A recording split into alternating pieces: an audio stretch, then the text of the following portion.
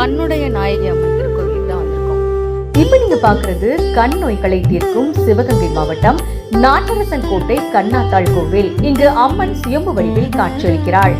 இக்கோவிலின் வரலாறானது பக்கத்து கிராமங்கள்ல இருந்து பால் வியாபாரிகள் பால் கொண்டு வருவாங்களாம். குறிப்பிட்ட இடத்துல வரும்போது கால் இடறி பால் கொட்டுவது வழக்கமாக இருந்திருக்கு. இதனை மன்னரிடம் தெரிவிக்கவே மன்னரும் அந்த இடத்தை தோண்ட உத்தரவிடுகிறார். அதனை தோண்டும் போது சிலையில் இருந்தும் சிலையை தோண்டியவரின் கண்களில் இருந்தும் ரத்தம் வந்ததாம். உடனே மக்கள் எல்லாரும் அந்த சிலையை வழிபடவே தோண்டியவரின் கண்களில் இருந்து வந்த ரத்தம் நின்று கண் பார்வை கிடைச்சதாம். அதனால கண்ணாத்தாள்னு பெயர் சூட்டி கோவில் கட்டி வழிபட ஆரம்பிச்சதா சொல்லப்படுது.